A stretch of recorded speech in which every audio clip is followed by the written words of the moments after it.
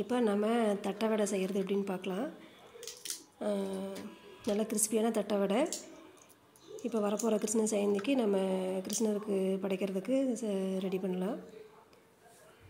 நம்ம எப்போ வேணாலும் இந்த மாதிரி ஸ்நாக்ஸ் நம்ம வீட்டில் செஞ்சு சாப்பிட்லாம், நல்லாயிருக்கும். அதுக்கு வந்து அரிசி மாவு வந்து எடுத்துக்கலாம்.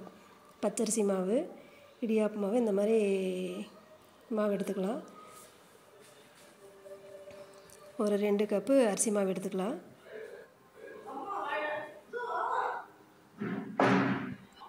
அரிசி மாவு, உளுந்து வந்து 1 ஸ்பூனு, பொட்டுக்கடலை 1 ஸ்பூனு. உளுந்து வந்து நம்ம வறுத்துட்டு மிக்சியில் அரைக்கணும். நம்ம அதுக்கு வந்து கொஞ்சம் பெருங்காயத்தூள், கொஞ்சம் கருவேப்பிலை,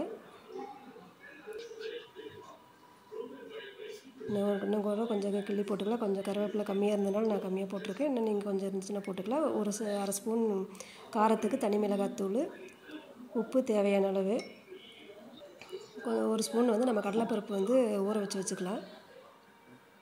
அப்போ தான் வந்து நம்ம அந்த தட்டை வடையில் இடையில அந்த பருப்பு நல்லா இருக்கும், கிறிஸ்பியாக நம்ம சாப்பிட்றப்ப அந்த கடிபிடும்.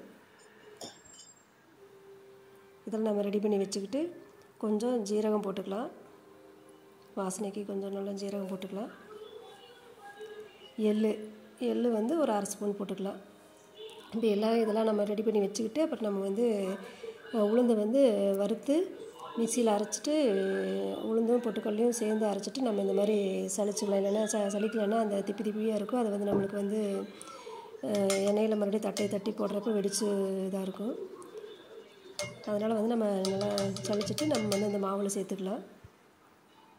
மாவில் சேர்த்துட்டு கொஞ்சமாக வெண்ணெய் சேர்த்துக்கலாம். நல்லா கிறிஸ்பியாக நல்லா டேஸ்ட்டாக இருக்கும். அதுக்கு முன்னாடி நம்ம வந்து அந்த ஊற வச்சுருக்கிற கடலைப்பருப்பு இதில் எடுத்து சேர்த்துட்டு கொஞ்சமாக வெண்ணெய் எடுத்துகிட்டு, அது ஃப்ரிட்ஜில் இருந்து எடுத்தனால கொஞ்சம் கெட்டியாக இருக்க மாதிரி இருக்குது. நீங்கள் கொஞ்சம் முன்னாடி எடுத்து வச்சிட்டிங்கன்னா ரூம் டெம்பரேச்சருக்கு வந்துடும். நம்ம இப்போ இது எல்லாத்தையும் நல்லா போட்டு முதல்ல ட்ரையாக இருக்கிறப்பவே நல்லா நம்ம மிக்ஸ் பண்ணி விட்டுக்கலாம். அப்போ தான் ஒன்று சேர்ந்து நல்லா ஒன்று போல் வரும். அதுக்கப்புறம் நம்ம கொஞ்சம் கொஞ்சமாக தண்ணி மிக்ஸ் பண்ணி நம்ம நல்லா முறுக்கு மாவுக்கு பிசைகிற அளவுக்கு நம்ம நல்லா பிசைஞ்சிக்கலாம். முறுக்கு மாவு, சப்பாத்தி மாவுலாம் பிசைகிற அளவுக்கு நம்ம நல்லா சாப்பிட்டா நல்லா பிசைஞ்சிக்கலாம்.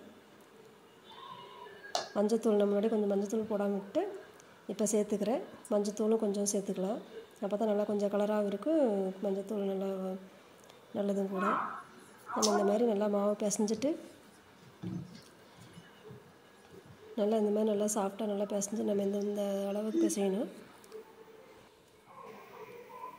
மாவு பிசைஞ்சு இந்த மாதிரி சின்ன சின்ன உருண்டைகளாக உருட்டி நம்ம வாழை இலை இருந்தாலும் அதில் வச்சு நம்ம 2 இலைகளுக்கு இடையில வச்சு நம்ம தட்டி போடலாம். இல்லைன்னா இந்த மாதிரி பாலித்தீன் கவரில் கூட நம்ம தட்டிக்கலாம். நம்ம கையில் தட்டுறத விட கொஞ்சம் இந்த மாதிரி கப்பு இந்த மாதிரி வச்சு நம்ம தட்டினோம்னா ஈவனாக வரும். அதுக்காக இந்த மாதிரி கப்பில் தட்டிக்கலாம். நம்ம ஒன்றா உருட்டிக்கிட்டு இருக்கிறதுக்கு முன்னாடி நம்ம உருட்டி ஒரே சேஃபாக வச்சிட்டோம்னா நம்ம வந்து அப்படியே தட்டி போடுறதுக்கு ஈஸியாக இருக்கும். ஓரங்களில் கொஞ்சம் சேஃபாக வரணுன்னா நம்ம ஒரு மூடியோ இல்லை டம்ளர் ஏதாவது ஒன்று வச்சு நம்ம ஓரங்களை வந்து கட் பண்ணிவிட்டு நம்ம வந்து உள்ளே போடலாம். இல்லை கொஞ்சம் அப்படியே போடலனாலும் போட்டுக்கலாம், நம்ம விருப்பம்தான். இப்போ வந்து நம்ம எண்ணெய் அடுப்பில் சட்டியில் வச்சுருக்கோம். அது வந்து தேங்காய் எண்ணெய் கொஞ்சம் நல்லா வாசனையாக டேஸ்ட்டாக இருக்கும். தேங்காய் எண்ணெய் தான் ஊற்றி வச்சுருக்கு. இந்த மாதிரி நம்ம 2 பேப்பருக்கு இடையில் நம்ம இந்த மாதிரி ஒரு கப்பு இது மாதிரி வச்சு கொஞ்சம் அமுத்தினோம்னா நல்லா ஈவனாக வந்துடும். நம்ம இதே நல்லா சேஃபாக நம்ம ரவுண்டு உருண்டைகள் உருட்டி இருந்தோம்னா நம்மளுக்கு கரெக்டாக நம்ம ஒன்றும் எஜ்ஜெல்லாம் கட் பண்ண தேவையில்லை. அதே சேஃபாக தான் வரும். இல்லைனாலும் நம்ம வந்து இது பண்ணிக்கலாம். நம்ம இப்படி எடுக்கக்கூடாது. நம்ம வந்து பேப்பரை கையில் எடுத்துகிட்டு தான் எடுக்கணும். நான் கேமரா வச்சுட்டு இருந்ததுனால அப்படி எடுத்தேன். நம்ம வந்து பேப்பரோடு அப்படியே எடுத்துகிட்டு நம்ம சாய்ச்சி எடுத்தோம்னா ஈஸியாக நம்மளுக்கு தட்டை வந்துடும். இந்த மாதிரி எண்ணெயில் போட்டுட்டு எண்ணெய் காஞ்சதுக்கப்புறம் தீ வந்து மீடியம் தீயாக வைக்கணும். அப்போ தான் நம்ம கிறிஸ்பியாக வேகும். இல்லைன்னா செவந்து மட்டும்தான் போகும், உள்ளே வேகாது. எடுத்ததுக்கப்புறம் கொஞ்சம் கிறிஸ்பியாக இருக்காது.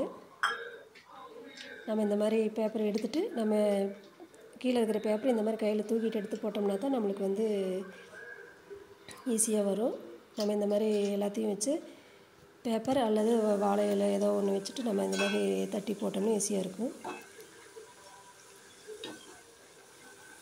இப்போ நம்ம உரங்களை கட் பண்ணாமே ஓரளவுக்கு சேஃபாக தான் இருக்குது. நம்ம ஏன்னா உருண்டைகள் வந்து ரவுண்டாக நல்லா சைஸாக உருட்டிட்டோம்னா, இல்லை இன்னும் கொஞ்சம் நல்லா நீட்டாக வேணும்னா நம்ம வந்து ஒரு மூடி இல்லது ஏதாவது ஒரு அதுக்கு கட் பண்ணுற அளவுக்கு ஒரு இதை வச்சு நம்ம ரவுண்டாக கட் பண்ணி வெளியில் ஓரத்தை எடுத்து விட்டுட்டு நம்ம எடுத்து போட்டுக்கலாம்.